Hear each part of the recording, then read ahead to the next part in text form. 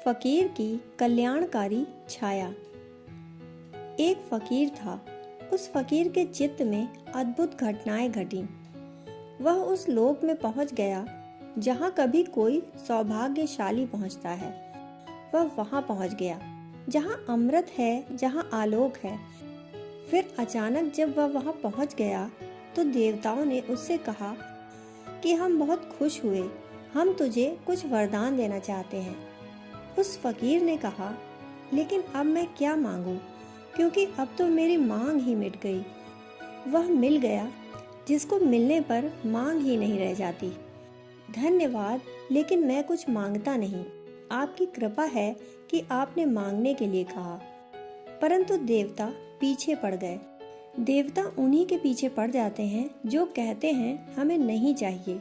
वह कहने लगा, मुझे चाहिए ही नहीं, क्योंकि जो मुझे चाहिए वह मुझे मिल गया है। लेकिन देवताओं ने कहा कि नहीं, यह तो हमारा अपमान हो जाएगा।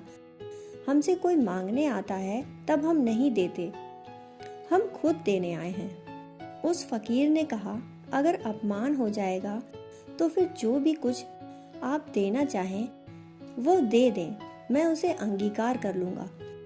तो देवताओं ने कहा कि तुम दूसरों का कल्याण करो, ऐसी सामर्थ्य दे दें। उस फकीर ने कहा, क्षमा करना, दूसरों का कल्याण करने वाले लोगों को मैं भली भांति जानता हूँ।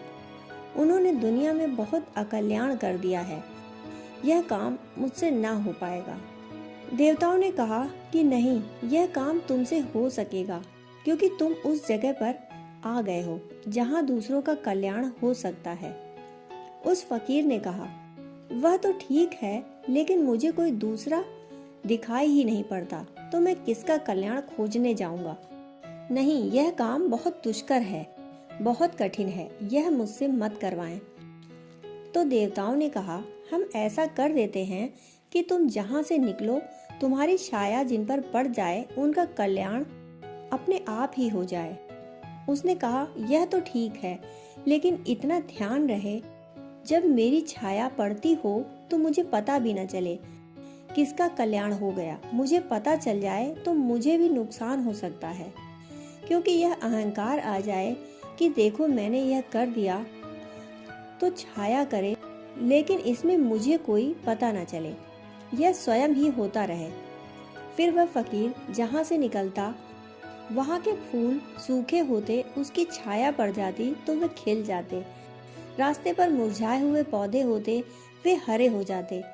बीमार पर छाया पड़ जाती तो वह स्वस्थ हो जाता। अंधे को आंख मिल जाती, बहरे को कान मिल जाते। कहानी कहती है, लेकिन उस फकीर को कभी पता नहीं चला, क्योंकि उस फकीर से कभी कुछ नहीं हुआ। वह तो छाया पीछे करती रही, वह छाया से होता रहा। पता नहीं ये कहानी वास्तविकता के कितना करीब है, परंतु इस जगत में जितने लोगों से भी कल्याण हुआ है वह सदा उनकी छाया से होता है, उनसे नहीं होता। और जितने लोग कहते हैं हम कल्याण करते हैं, ये सारे लोग अकल्याण करते हैं, इनसे कोई कल्याण नहीं होता। और जब कोई व्यक्ति अपना कल्याण करता है, अपने जीवन को ऊंचाइयों पर ले जाता है, तो उसके चारों तरफ का जीवन अचानक अनायास ही उन ऊंचाइयों की प्रेरणा से भर जाता है। यह प्रेरणा दी नहीं गई होती, यह प्रेरणा अनायास ही वितरित होती है। यह ऐसे ही है जैसे कि रास्ते के किनारे एक फूल खिल जाता है, तो फिर वह चिल्लाता नहीं कि आओ और मुझे देखो। राह से जो भी निकलता है सुगंध छू जाती है। क्षण भर को फूल पर आंखें टिक जाती हैं। क्षण भर को आदमी के हृदय में भी फूल खिल जाता है। वह जो राह के किनारे रुक जाता है, उसके मन में भी फूल खिल जाता है। एक बड़ा वृक्ष है, उसकी घनी छाया, राह चलता आदमी उसके नीचे रुक जाता है। छाया बुलाती नहीं कि आ जाओ, छाया कहती नहीं कि तुम्हारा कल्याण करूंगी। छाया बस है। कोई राह निकलता है और वह रुक जाता है।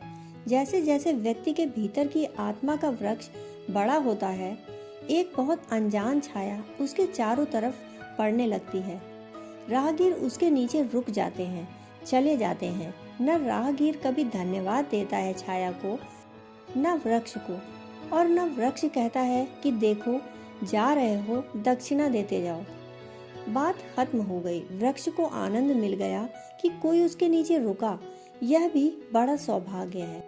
स्वयं की ऊंचाई जितनी बढ़ती है, उस ऊंचाई के आकस्मिक परिणाम आने शुरू हो जाते हैं, लेकिन वे सुनियोजित नहीं होते, अनायास होते रहते हैं। दोस्तों, कहानी सुनने के लिए आपका बहुत बहुत आभार।